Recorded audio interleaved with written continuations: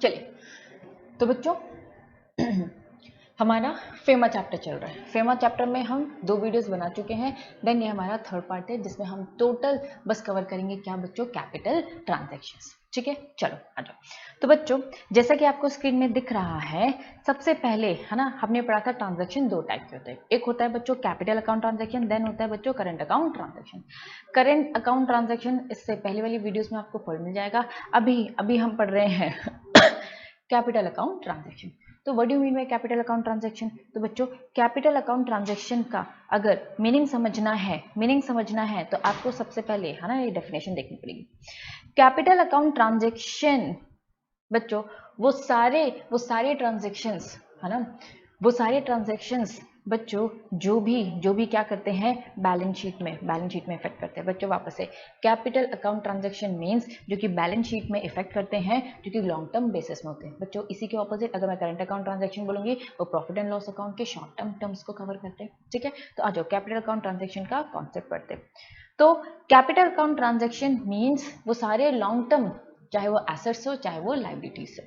ठीक है, means any transaction which alter मतलब चेंज करना, या तो इंक्रीज करना या तो डिक्रीज करना, या तो इंक्रीज करना या तो डिक्रीज करना। क्या एसेट से लाइबिलिटी या फिर कंटिजेंट लाइबिलिटी किसकी बच्चों, outside India of a person resident in India. बच्चों किसकी बात हो रही है, पीआरआई की। किसकी बात हो रही है बच्चों, पीआरआई की।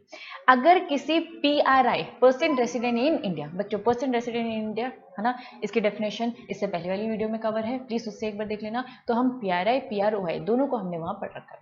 तो पीआरआई की अगर कहां पर बच्चों इंडिया से बाहर अगर कोई भी एसेट या लाइबिलिटी है वो आएगा कैपिटल अकाउंट ट्रांजैक्शन में। या फिर पीआरओआई की इंडिया में कोई एसेट्स और लाइबिलिटी उसमें चेंज आ रहा है, वापस बच्चों 2 है, एक है पीआरआई एक है पीआरओआई। जो पीआरआई है उसकी इंडिया से बाहर अगर कोई भी एसेट्स लाइबिलिटी उसमें ऑल्टरेशन हो रहा है, चेंज आ रहा है। पीआरओआई उसकी इंडिया से बाहर अगर कोई इंडिया के अंदर पीआरओआई की कोई एसेट्स है ना इंक्रीज डिक्रीज हो रही है तो वो कैपिटल अकाउंट ट्रांजैक्शन आएगा। इंक्लूड्स क्या करता है बच्चों, इंक्लूड क्या करता है, transaction which specified in section 6(3) of the act. बच्चों सेक्शन 3 ओमिट हो चुका है, इसकी अभी डेफिनेशंस मैं आपको दिखाती हूँ। चलिए, तो आज बच्चों डिटेल में पढ़ते हैं क्या है कैपिटल अकाउंट ट्रांजैक्शन। बच्चों कैपिटल अकाउंट ट्रांजैक्शन का मीनिंग देखने से पहले मैं आपको पहले है ना बीआर एक्ट में जो उसकी डेफिनेशन दे रखी है उसको मैं दिखाती हूँ है ना। कैपिटल अकाउंट ट्रांजैक्शन के टोटल सेक्शन नंबर 6 है, ये सेक्शन नंबर 6 है। सेक्शन नंबर 6 की बात करूं तो टोटल सब सेक्शन 1 2 का ए अमेंडमेंट आया है, 3 4 5 6 7 हमारे सिलेबस में डिटेल में बच्चों कवर है। कौन कौन से पॉइंट्स, 2 कवर है, ठीक है, 2 अमेंडमेंट है, रीड करा दूंगी।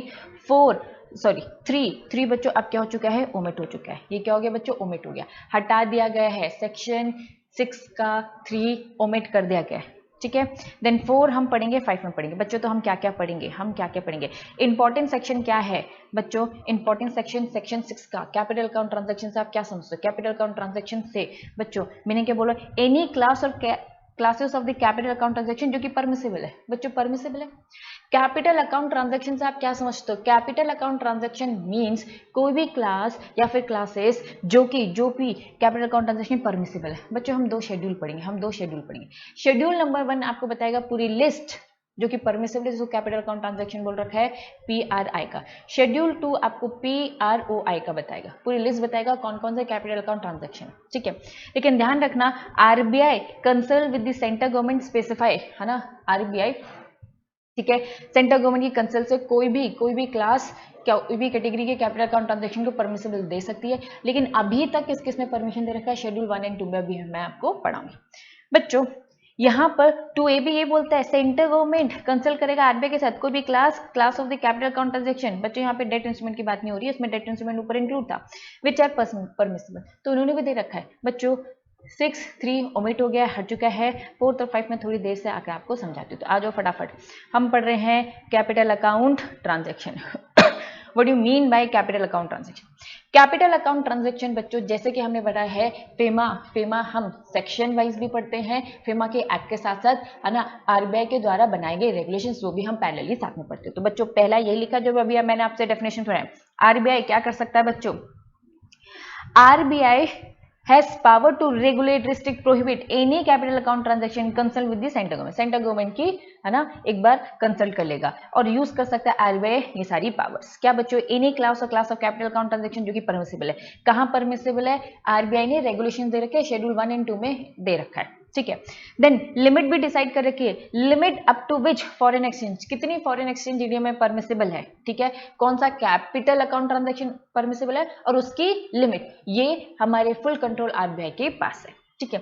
नीचे फिर उन्होंने बोल रखा है every person sell drawing foreign exchange to और फ्रॉम अनऑथराइज, ये सारे कैपिटल अकाउंट ट्रांजैक्शन एक ऑथराइज पर्सन से ही किए जाएंगे, ठीक है, जो कि आरबीआई को डिक्लेरेशन देगा, जो भी स्पेसिफाइड ड्यूरेशन। चलो बच्चों नेक्स्ट क्या बोल रखा है, capital account transaction prohibit, capital account transaction that can not B prohibited, इसे प्रोहिबिट नहीं किया जाएगा, इसे बिल्कुल भी प्रोहिबिट नहीं किया जाएगा, मतलब अलाउड है। क्या क्या अलाउड है बच्चों, दो बातें, क्या क्या अलाउड है। पहला, amortisation of the loan, amortisation मतलब होता है रीपेमेंट, एमोटाइजेशन मतलब क्या होता है बच्चों, रीपेमेंट ऑफ लोन, ये अलाउड है, ठीक है। Then depreciation of the direct investment in the ordinary course of business, तो ये दो चीजें अलाउड है, मतलब ये प्रोहिबिटेड नहीं है। हम पढ़ रहे कौन सा कैपिटल अकाउंट ट्रांजैक्शन परमिटेड है, हमने बोला कैपिटल अकाउंट ट्रांजैक्शन वो परमिटेड है जो कि शेड्यूल 1 एंड 2 में परमिसिबल दे रखा है, जो कि शेड्यूल 1 एंड 2 अभी मैं पढ़ाऊंगी। कौन से कैपिटल अकाउंट ट्रांजैक्शन को प्रोहिबिट नहीं किया जाएगा, मतलब ये ऑलरेडी परमिसिबल, इसको मना नहीं किया जा सकता, आरबीआई इसको नहीं हटा सकती। अभी तो हमने पढ़ा कि जो परमिसिबल है उसमें भी वो रिस्ट्रिक्शन रेगुलेशंस वगैरह लगा सकती है, लेकिन प्रोहिबिट कर सकती है, लेकिन ये जो पर्टिकुलर पॉइंट्स है जिसको प्रोहिबिट किया नहीं जा सकता, मतलब अलाउड है, कोई भी अगर रिपेमेंट कर रहा है लोन का, बाहर से लोन लेता है तो दे सकता है, ठीक। चलिए ऊपर मैं बार बार कह रही थी हम आरबीआई के रेगुलेशंस पढ़ेंगे, अब वो रेगुलेशन आ गया। तो ट्रांजैक्शन बच्चों परमिसिबल की कैटेगरीज है, इन्होंने बोला इसको हम दो तरीके से पढ़ेंगे बच्चों।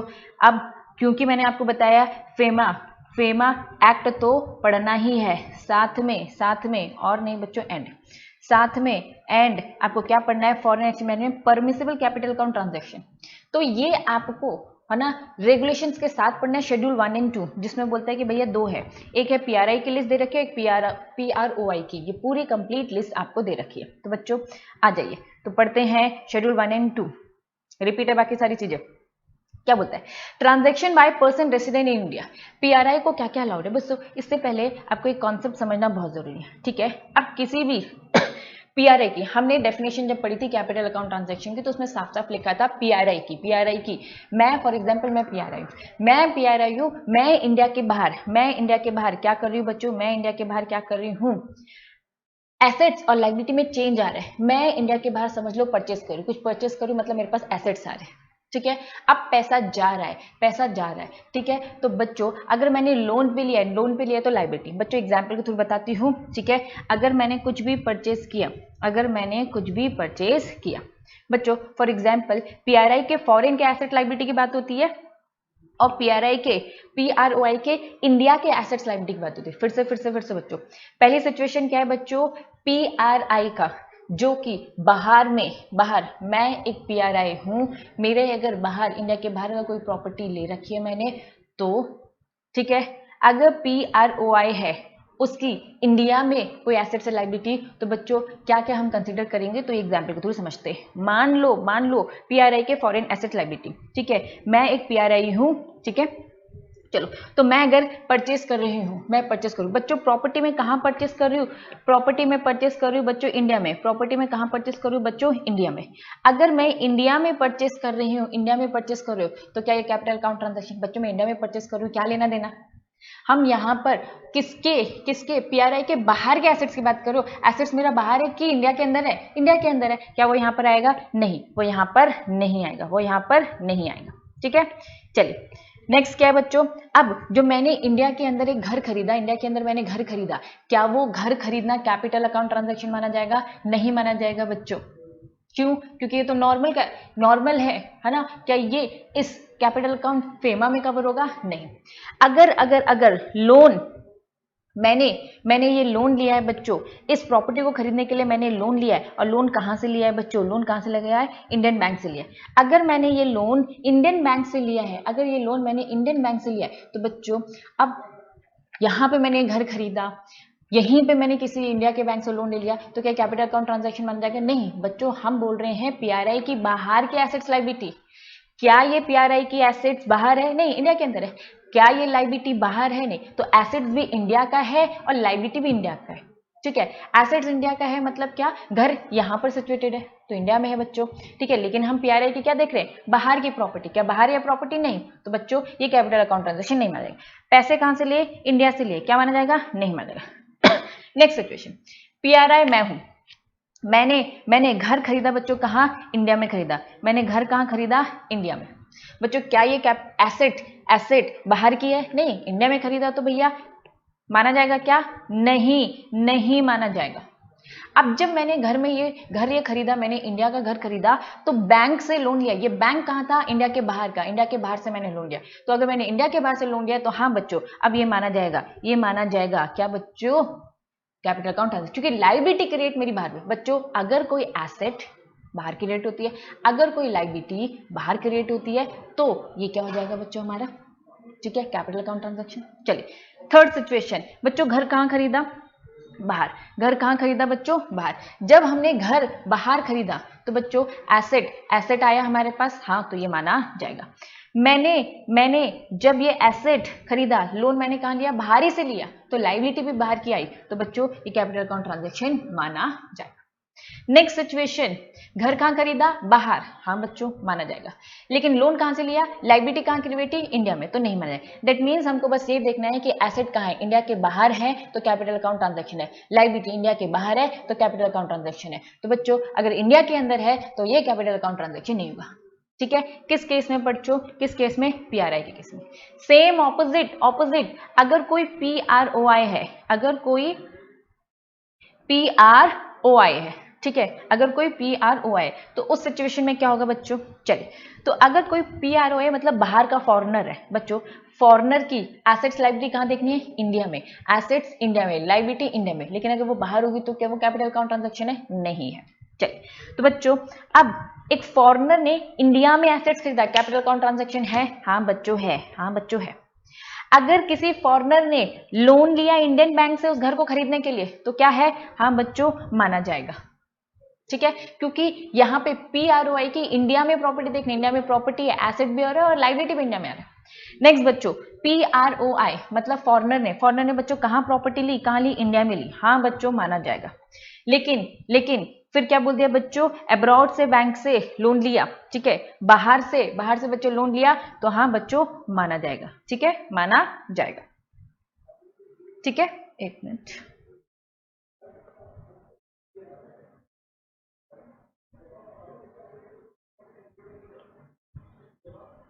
नहीं बच्चों कुछ मिस्टेक है, नहीं माना जाना चाहिए, ठीक है, नहीं माना जाएगा। क्यों? क्योंकि बाहर का अगर लोन है तो हमें उससे क्या लेना देना, ठीक है, तो ये क्रॉस होगा।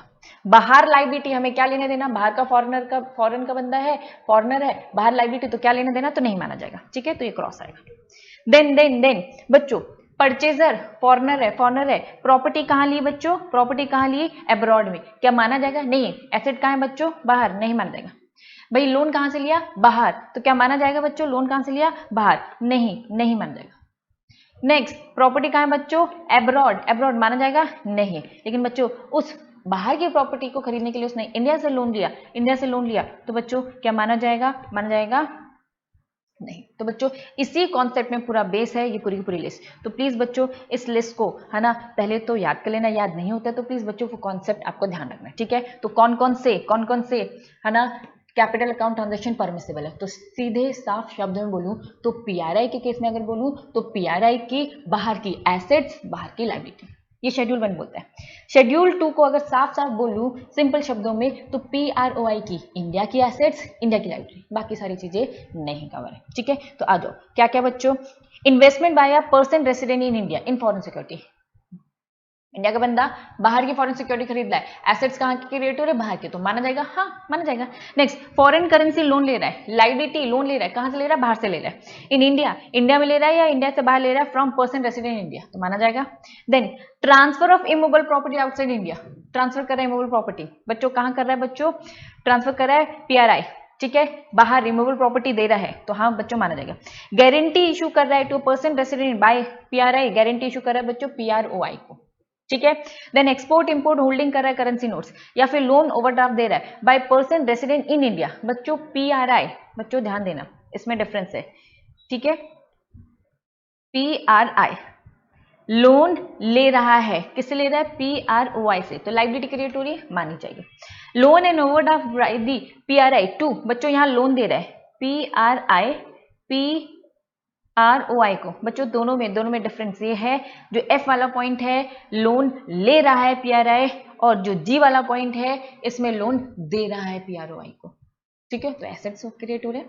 Then maintenance of the foreign currency account maintain करो, कहां पे मेंटेन करो बच्चों? इन इंडिया या फिर आउटसाइड इंडिया, माना जाएगा। Taking insurance policy, insurance policy ले रहा है कौन? इंडिया का बंदा है। मैं इंश्योरेंस पॉलिसी ले रही हूँ बच्चों, कौन सी कंपनी से ले रही हूँ? जो कंपनी बाहर से चल रही है, तो बच्चों माना जाएगा। Then remittance outside India of the capital asset, PRI remit कर रहा है, बाहर सेंड कर रहा है, तो हाँ बच्चों माना जाएगा। Cell purchase foreign security derivatives, तो बच्चों हाँ माना जाएगा। तो ये पूरी लिस्ट थी। देन बच्चों सेकंड शेड्यूल लिस्ट आपको बस याद रखना है।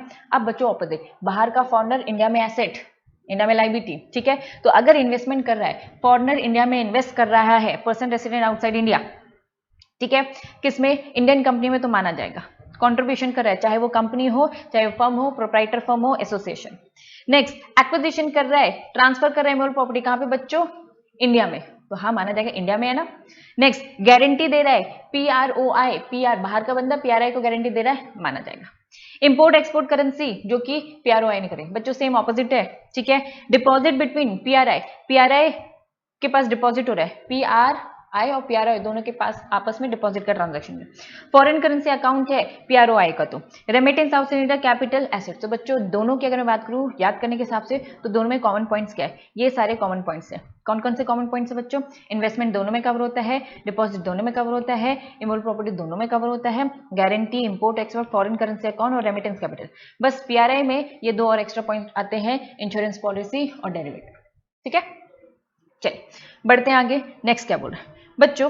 अब ये खत्म होता है, तो कैपिटल अकाउंट ट्रांजैक्शन को समझने के लिए, कैपिटल अकाउंट ट्रांजैक्शन को बच्चों समझने के लिए आपको, है ना, सारे कैपिटल अकाउंट ट्रांजैक्शन परमिटेड है, कोई दिक्कत नहीं, लेकिन RBI एक बार सेंट्रल गवर्नमेंट से कंसल्ट करेगी तो प्रोहिबिट कर सकती है, रिस्ट्रिक्ट कर सकती है, जो भी हमने शेड्यूल 1 में और 2 में पढ़ा उन सब में कर सकती है, ठीक है। चलो अब तीसरा पॉइंट क्या है?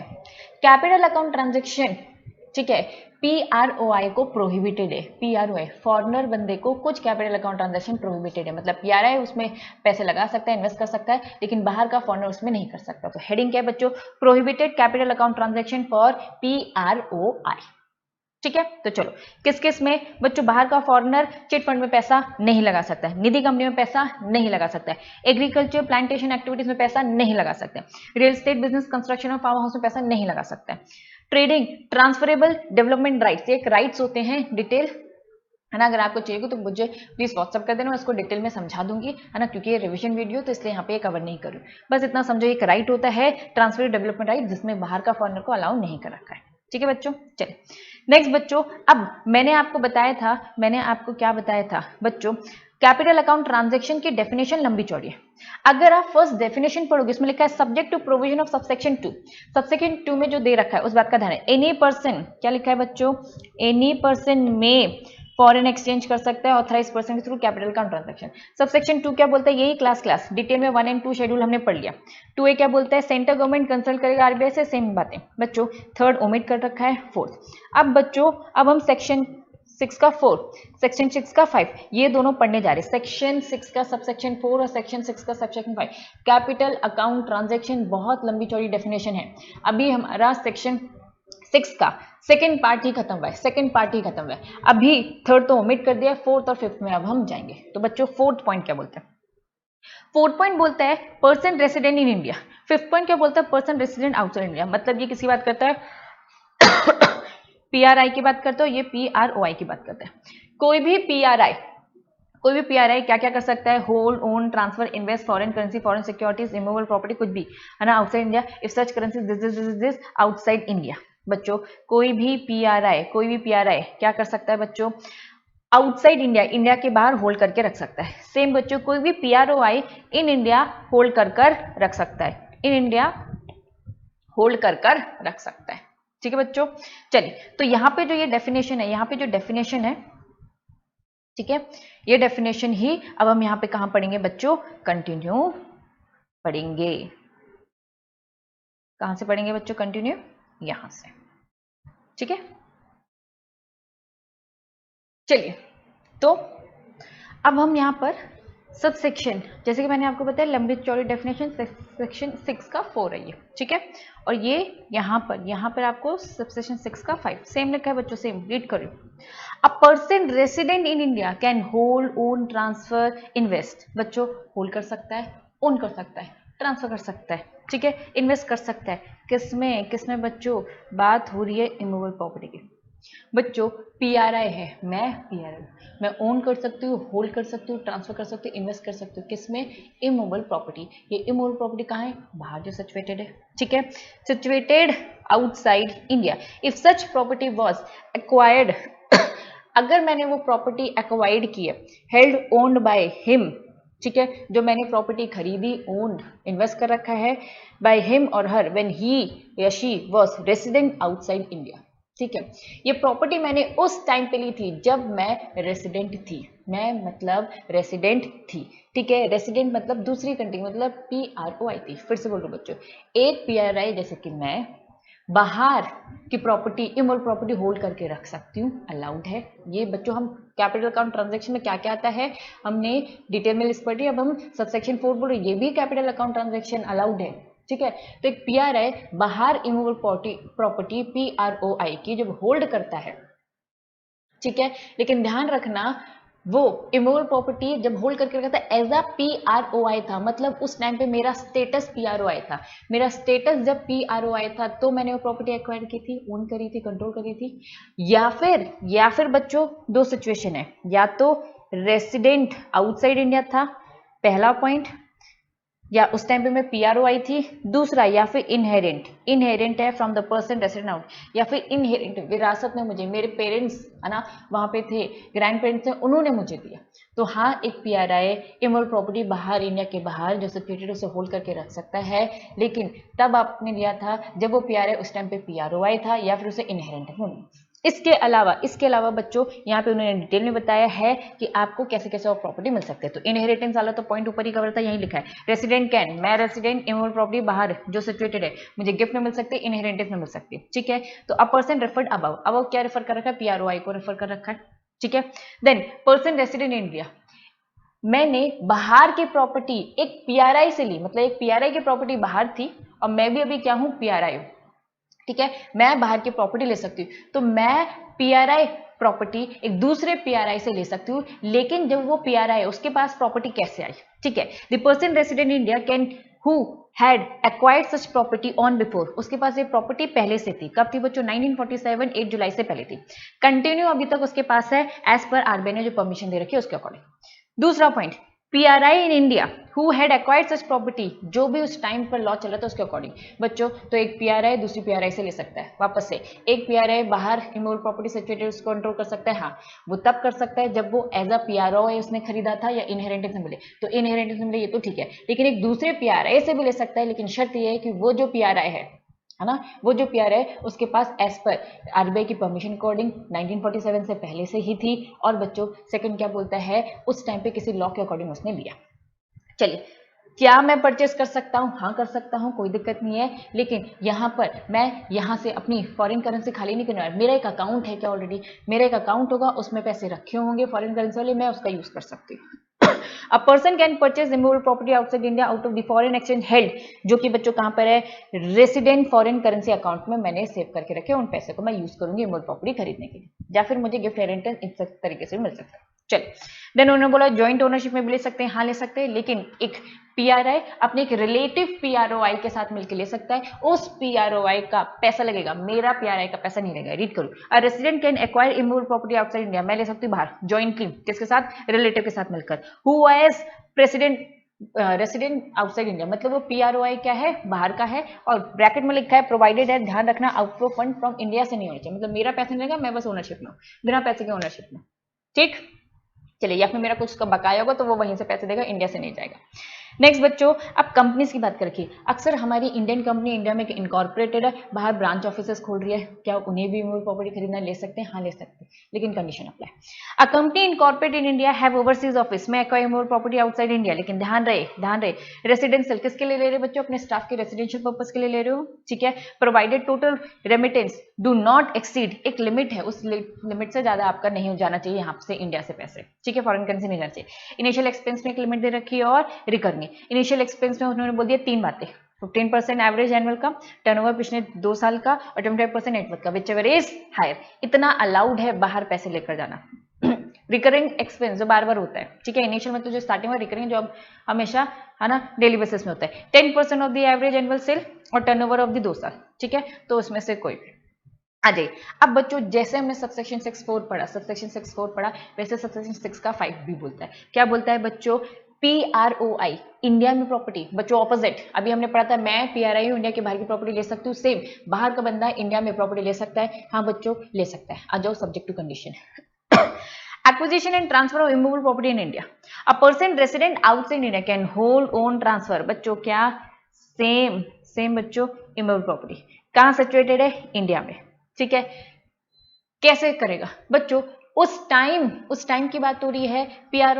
PROI इंडिया में सिचुएटेड प्रॉपर्टी को होल्ड कर सकता है, लेकिन शर्त यह है कि वो जब PRI था, जब वो PRI थे तब उसे प्रॉपर्टी मिली या फिर इनहेरिटेंस में उसको मिली, मतलब उसके दादा है ना, उसके parents, normal parents and grand parents यहाँ पे थे और उसको इनहेरिटेंस में मिली। तो PROI क्या इमूवेबल प्रॉपर्टी होल्ड करके रख सकता है? हाँ, वो तब कर सकता था जब वो खुद ही PRI था तब उसने प्रॉपर्टी ली थी, या तो उसको इनहेरिटेंस मिली। इसके अलावा PROI के अलावा भी बच्चों नीचे पूरी लिस्ट दे रखी है कि ये सारे लोग, कौन सारे लोग? NRI, PIO और बच्चों यहाँ पे कुछ फॉरेन डिप्लोमेट्स रखे, ये 3 लोग भी इंडिया में सिचुएटेड प्रॉपर्टी, इमूवेबल प्रॉपर्टी क्या खरीद सकते हैं? एक्वायर या ट्रांसफर कर सकते हैं। PROI तो खरीद सकता है, ट्रांसफर तो कर सकता ही है, लेकिन वो कैसे खरीद सकता है? या तो उसको इनहेरिटेंस में मिली है, या तो उसका स्टेटस इस टाइम पे PRI था जब उसने वो खरीदा, ठीक। इसके अलावा लिखा है कि acquisition and transfer of the immovable property in India can be done by the following party. पहली पार्टी क्या है? NRI, दूसरी पार्टी क्या है? PIO एंड तीसरी पार्टी क्या है बच्चों? फॉरेन एम्बेसीज की बात हो रही है। चलो 1 बाय 1 पढ़े। सबसे पहले ये पढ़ने से पहले कुछ टर्म्स है, कुछ मीनिंग्स है जिसका मीनिंग समझना बहुत जरूरी है। सबसे पहले NRI से मतलब क्या है? NRI means a citizen of India, India का सिटीजन है लेकिन इंडिया में रहता नहीं है। ट्रांसफर और बार बार आ रहा है, ट्रांसफर मतलब सब कवर होगा, sale, purchase, mortgage, exchange, pledge, gift, loan सब कवर होगा। पर्सन ऑफ इंडियन ओरिजिन, बच्चों यहाँ पे 2 डेफिनेशन कवर होती है। पर्सन ऑफ इंडियन ओरिजिन बोलता है वो पर्सन इंडियन ओरिजिन का है जिसने कभी भी इंडियन पासपोर्ट हेल्ड करके रखा था, या फिर बच्चों जिसके पेरेंट्स बच्चों चाहे उनके फादर या फिर मदर हो, ग्रैंडफादर हो या ग्रैंड मदर हो, ठीक है, वो कभी सिटीजन थे। वापस से बोलो बच्चों, पर्सन ऑफ इंडियन ओरिजिन की डेफिनेशन पढ़ रहे, डेफिनेशन अलग है, नॉर्मल आपने PIO की डेफिनेशन निग्मेटिक्स में पढ़ी उससे अलग है। यहाँ पे क्या बोल रखा है? इंडियन पासपोर्ट हो कभी भी उसके पास, या फिर दोनों में से एक कंडीशन कि कभी भी उसके पेरेंट्स, ग्रैंड पेरेंट्स है ना सिटीजन थे, तो वो पर्सन इंडियन ओरिजिन होगा। एक बार डेफिनेशन पढ़ रही हूँ। Person of Indian origin means individual not being citizen of, बच्चों हम नॉर्मल इंडिविजुअल की बात करें, हम पाकिस्तान के सिटीजन की बात नहीं करें, हम बांग्लादेश, श्रीलंका, अफगानिस्तान, चाइना, ईरान, नेपाल, भूटान इनके सिटीजन की बात नहीं करें। दैट मीन्स यहाँ पे क्या बोल रहा है? Means individual who at any time held Indian passport, कभी भी उसके पास इंडियन पासपोर्ट था, पहला पॉइंट।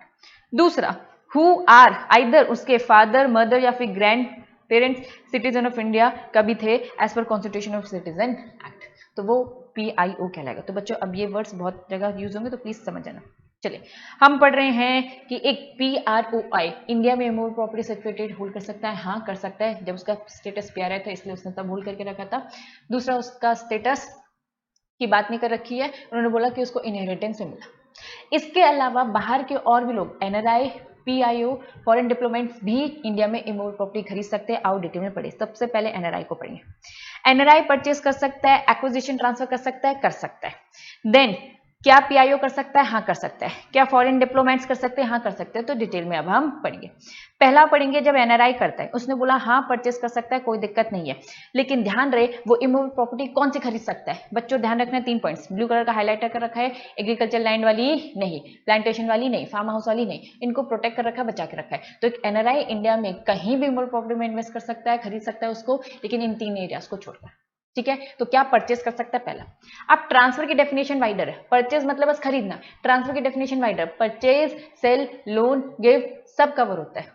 ठीक है, चलो तो ट्रांसफर क्या करेगा? जब एक एनआरआई ट्रांसफर कर रहा है, तो बच्चों यहाँ पे अब एनआरआई की बात हो रही है। एनआरआई में ट्रांसफर बच्चों 2 बातें, पहला एनआरआई इमूवेबल प्रॉपर्टी ट्रांसफर कर सकता है पीआरआई को। पहला बच्चों ग्रीन कलर का हाईलाइट करके लिखा है कि एक एनआरआई क्या कर सकता है बच्चों? दूसरे पीआरआई को बेच सकता है। हाँ बेच सकता है, ट्रांसफर कर सकता है, ट्रांसफर की डेफिनेशन वाइडर है, कर सकता है, पहला पॉइंट। दूसरा बोल रहे एनी मूवेबल प्रॉपर्टी, बच्चों यहाँ पे हम किसकी बात नहीं कर रहे? Agriculture land, plantation, farm house, है ना, अदर देन की बात हो रही है, अदर देन। ठीक है, टू सिटीजन किसकी बात हो रही है बच्चों? अगर मैं यहाँ शॉर्टकट में बोलूँ ये, तो एक एनआरआई दूसरे एनआरआई को ट्रांसफर कर सकता है, कर सकता है। एक एनआरआई पीआईओ को ट्रांसफर कर सकता है, हाँ, तो बच्चों वो उन्होंने यहीं पे लिखा है, लेकिन यहाँ पर हम नॉर्मल फर्स्ट पॉइंट बोलता है सारी एग्रीकल्चर, सारी लैंड जो उसके पास है खरीदेगा बच्चों, खरीदेगा। तो पहला पॉइंट परचेज तो बोलता है कि भैया इन 3 टाइप की लैंड को छोड़कर कोई भी खरीद सकता है। अब जब बेचने की बात आती है, ट्रांसफर करने की, तो बेच तो वो सब सकता है, लेकिन एक पीआरआई को सारी टाइप की प्रॉपर्टी बेच लेगा।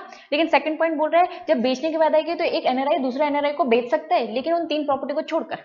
एक एनआरआई उस पीआईओ को बेच सकता है, लेकिन वो 3 प्रॉपर्टी छोड़कर। ठीक है, तो भाई बेचने में रिस्ट्रिक्शन है, गिरवी रखने में, प्लेज करने में रिस्ट्रिक्शंस है, लेकिन एक पीआरआई को बेचोगे तो किसी में रिस्ट्रिक्शन है। अगर आपके पास पूर्वज के टाइम से एग्रीकल्चर लैंड भी है तो आप उसे बेच सकते हो पीआरआई को, बाकी से को नहीं। पेमेंट कैसे करोगे बच्चों? घिसी पटे पॉइंट है ये। ठीक है, हम पढ़ेंगे पेमेंट भैया इन्होंने साफ बोल दिया, नॉर्मल बैंकिंग चैनल या फिर आपका अकाउंट मेंटेन है उससे करोगे, या फिर such payment can not be traveller cheque, ठीक है, other than mode except specifically, जो स्पेसिफिकली मेंशन हुआ है वही। चलिए अब बच्चों पीआईओ की बात करें। पीआईओ की डेफिनेशन पढ़ चुके हैं, फर्स्ट पैराग्राफ की डेफिनेशन बता रहे हैं। परचेस करोगे सेम, एक पीआईओ इमूवेबल प्रॉपर्टी खरीद सकता है, हाँ, उन 3 प्रॉपर्टी को छोड़कर, एग्रीकल्चर, फार्म हाउस वाली और कौन सी है बच्चों? प्लांटेशन वाली। देन उन्होंने बोला कि भैया यहाँ पे एक एक्स्ट्रा पॉइंट है, गिफ्ट इनहेरिटेंस में इमूवेबल प्रॉपर्टी मिल सकती है, हाँ इसको भी मिल सकती है, कोई दिक्कत नहीं है। ठीक है, लेकिन यहाँ पे उन्होंने बोला है अब पीआईओ में एक्वायर इमूवेबल प्रॉपर्टी उसको मिल सकती है गिफ्ट में। पहला पॉइंट गिफ्ट को लेकर है बच्चों, यहाँ पे पहला पॉइंट गिफ्ट को लेकर, दूसरा पॉइंट इनहेरिटेंस को लेकर। गिफ्ट इनहेरिटेंस, गिफ्ट में मिल सकती है, इनहेरिटेंस में मिल सकती है, हाँ, लेकिन गिफ्ट में क्या मिल सकती है? अदर देन, हम यहाँ पे एग्रीकल्चर, प्लांटेशन, फार्म हाउस की बात नहीं करें, इनहेरिटेंस में हम वो 3 बातें नहीं करें, पीआईओ को। ठीक है, चलो पीआईओ में acquire any movable property other than this is by way of gift, किससे बच्चों? इन्होंने लिखा है पीआरआई, एनआरआई और पीआईओ।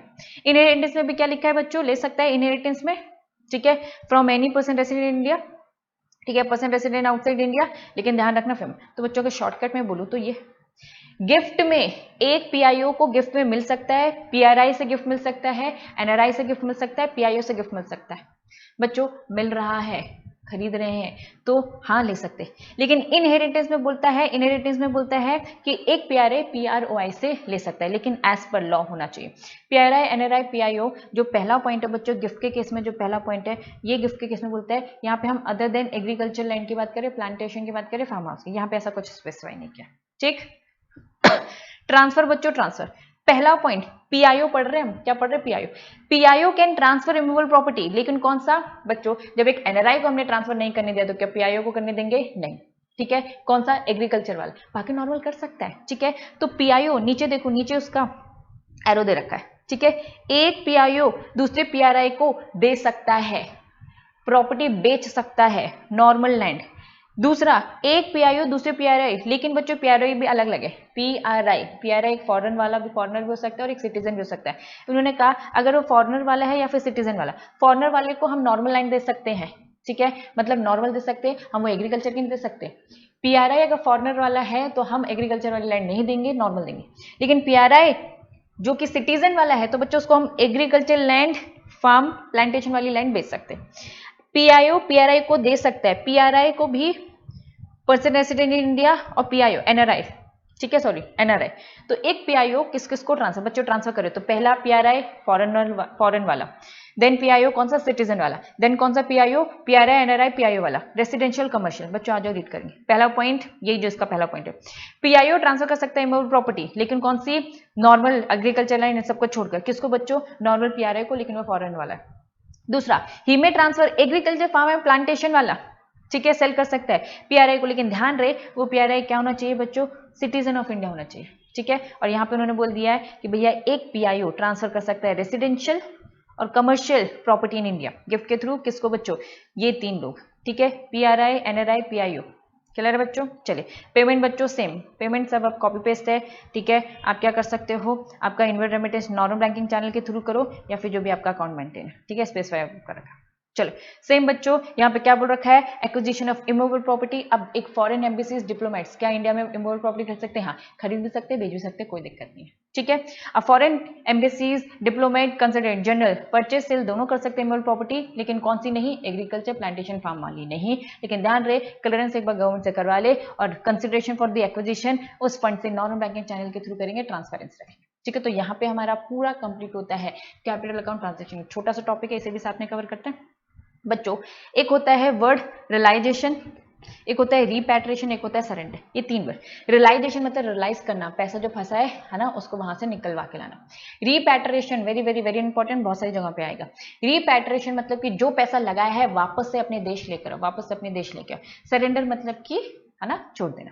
अब यहाँ पे सारी डेफिनेशन पढ़ेंगे, सबसे इंपॉर्टेंट है रिपैट्रिएशन। रिपैट्रिएशन मतलब जो भी पैसा आपने बाहर लगाया था उसको इंडिया में लेकर आना पड़ेगा। तो रिपैट्रिएशन टू इंडिया मतलब beings bringing into India, India में पैसा लेकर आना, पूरा रियलाइज करवा के। कैसे रियलाइज करवा के बच्चों, आपने बिजनेस किया था, उधारी में दे रखा था, भैया पैसे इंडिया में लेकर नहीं आओगे क्या, फॉरेन करेंसी हमारी छूटी जा रही है, लेकर आओ इंडिया में, रिपैट्रिएट करो, इंडिया में जो पैसा बाहर लगाया है अब वापस से लेके आओ। ठीक है, कहां लेके आओगे, ऑथराइज पर्सन को दोगे। सेकंड क्या लिखा है, होल्डिंग भी कर सकते हो, रियलाइज अमाउंट अपने अकाउंट में, या तो कैश उठा के लेके आओ आरबीआई को दे दो, या तो अपने एक अकाउंट है, बहुत सारे अकाउंट टाइप होते हैं बच्चों, उसमें होल्ड करके रखो। It's include realisation, debt liability भी है बच्चों, वो भी कवर होता है। चलो, तो ड्यूटी ऑफ द पर्सन कैसे रियलाइज करवाया जाएगा बच्चों।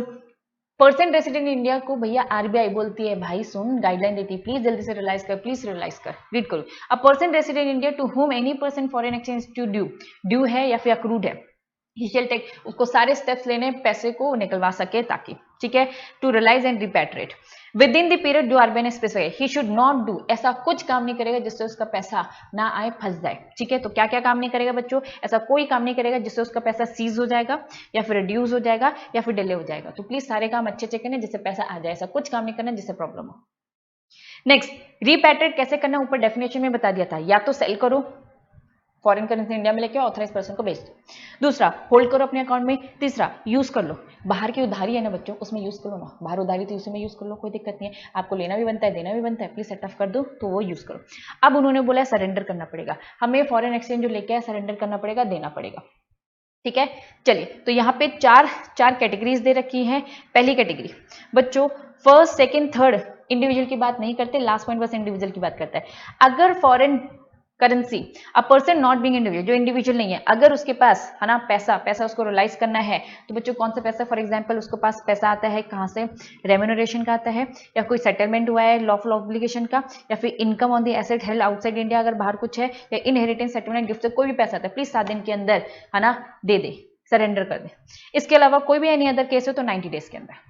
सेम बच्चों, एनी अदर पर्सन, सेकंड और थर्ड सेम बातें बोलते हैं, यहाँ पे इंडिविजुअल की बात नहीं हो रही है। इन्होंने कहा कि अगर आप इंडिया से पैसे लेकर गए थे, आप इंडिया से पैसे लेके, any person not being a individual resident in India who has acquired purchase foreign exchange for any purpose, अगर आप इंडिया से फॉरेन एक्सचेंज मतलब फॉरेन करेंसी इंडिया से बाहर लेकर गए थे, पर्पस वही है जो आपने डिक्लेरेशन में मेंशन किया है, लेकिन आपका वो पैसा यूज नहीं हो, तो प्लीज इंडिया में दे दो ना। तो कह रहा है ही सरेंडर अनयूज प्लीज जो अनयूज फॉरेन एक्सचेंज है ऑथराइज पर्सन को दे दो 60 डेज के अंदर, जब भी है ना एक्विजिशन किया था। थर्ड पॉइंट भी सेम बात बोलता है कि आप इंडिया से पैसे लेके गए थे नॉन इंडिविजुअल पर्सन, ठीक है, लेकिन आप ये पैसे किसके लिए लेके गए थे, ट्रैवलिंग के लिए। बच्चों ऊपर उन्होंने बोला है एनी पर्पस, और यहाँ पे बस ट्रैवल की बात करें, फॉरेन ट्रैवल के लिए, और वो पैसा भी बच गया, तो सेम बोला है अनस्पेंड अमाउंट दे दो। अब उन्होंने बोला है दो बातें, when unspent amount foreign exchange in the form of currency note coin cash form में है तो प्लीज 90 डेज के अंदर। और बच्चों उन्होंने बोला कि ट्रैवलर चेक के फॉर्म में तो ये भी 90 डेज के अंदर। देन बच्चों, a person being individual resident in India, ठीक है। A person being individual resident in India, अब नॉर्मल इंडिविजुअल की बात करें, वो बच्चों घूमने गए, जो भी करने गए, लिखा है इसमें सच सेल्फ सरेंडर, ये भी सरेंडर कर देगा 180 डेज के अंदर, ठीक है। तो बच्चों यहाँ पर अगर कोई इंडिविजुअल की बात है, बाकी सब आर्टिफिशियल बॉडी थी, तो उसको 180 डेज के अंदर कवर करना पड़ेगा।